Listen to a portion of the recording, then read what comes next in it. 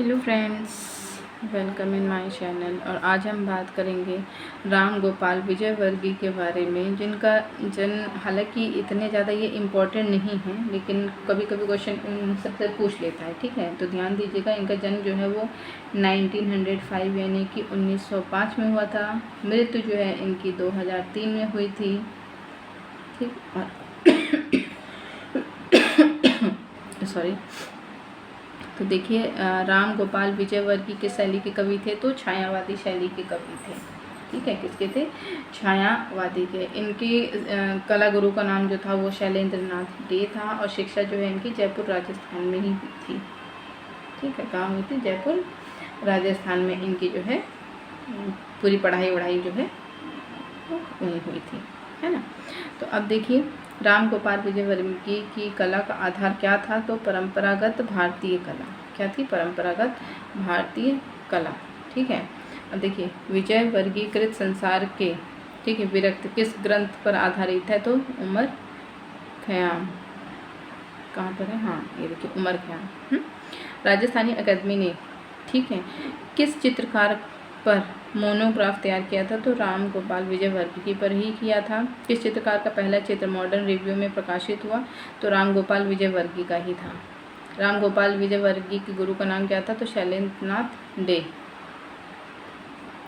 ये देखिए, विजयवर्गीय ने किस स्कूल से कला शिक्षा प्राप्त की थी? तो राजस्थान स्कूल ऑफ आर्ट से की थी। सन 1945 से 1966 तक किस स्कूल के प्रधान अध्यापक रहे थे? तो राजस्थान स्कूल ऑफ आर्ट्स के रहे थे। ठीक है, देखिए, भूतपूर्व प्रधानमंत्री श्री चंद्रशेखर द्वारा fine art and craft society नई दिल्ली के 63rd, ठीक है, वार्षिक कला प्रदर्शनी के अवसर पर राम गोपाल वर्मा को कौन सी उपाधि दी गई थी? तो कला रत्न की उपाधि दी गई थी। ठीक है, ये थोड़ा सा इम्पॉर्टेंट है।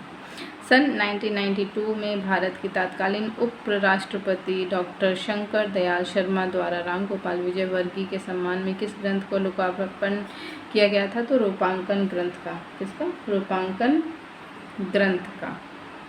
ठीक, इसके अलावा इतना ज़्यादा इम्पॉर्टेंट नहीं है इनके बारे में, लेकिन थोड़ा बहुत मैं आपको बता देती हूँ कि रंग व रेखाओं के द्वारा वो प्रकृति तथा स्त्री व पुरुष का मतलब उसको जो है ना, काफ़ी अच्छा वो चित्र करते थे।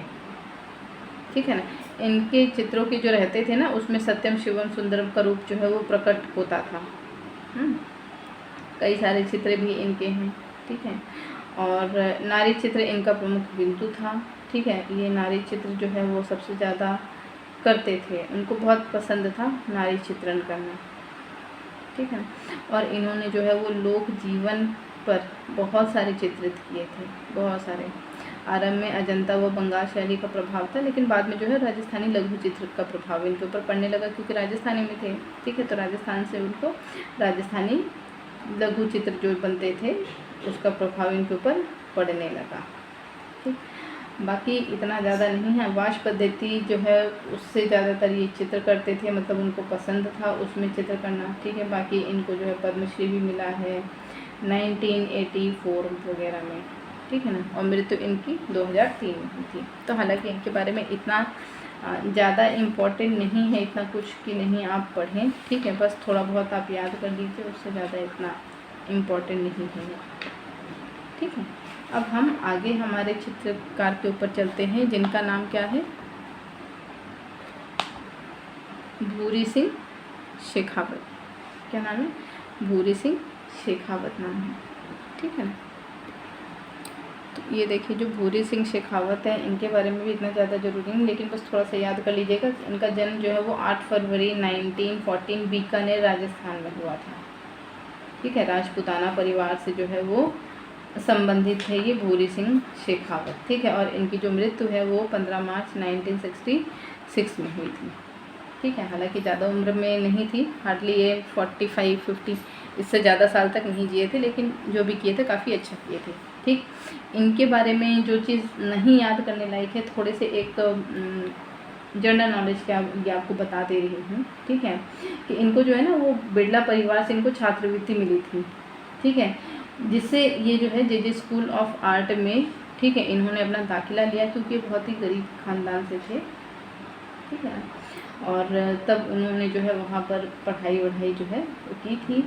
और 1937 से जीवन तक जो है पिलानी के बिड़ला स्कूल, ठीक है, पिलानी की जो बिड़ला स्कूल है वहाँ पर इन्होंने शिक्षक के रूप में वहाँ पर सेवा की थी।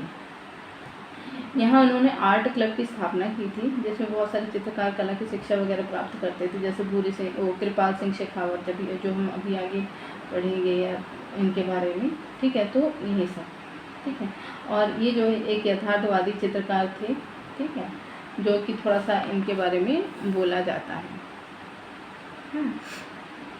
और ये जो है व्यक्ति चित्रण में माहिर थे। किस में थे ये? व्यक्ति चित्रण में ये सबसे ज़्यादा माहिर थे, ठीक है। इन्होंने कई सारे महापुरुषों का व्यक्ति चित्र बनाया था, जिसमें महात्मा गांधी, जवाहरलाल नेहरू, राधा कृष्णन जो थे, मतलब काफ़ी सारे, ठीक है। माउंटबेटन का भी चित्र इन्होंने बनाया था, ठीक है। ये गांधी जी से काफ़ी ज़्यादा प्रभावित थे और 1939 में गांधी जी के पास गए थे, ठीक है। और गांधी के दिन प्रतिदिन कार्यों का ये चित्रण करते थे, ठीक है ना। जैसे गांधी जी क्या कर रहे हैं, क्या नहीं कर रहे, तो उसी चीज़ का ये जो है ज़्यादातर चित्रण वगैरह करते थे, ठीक है ना।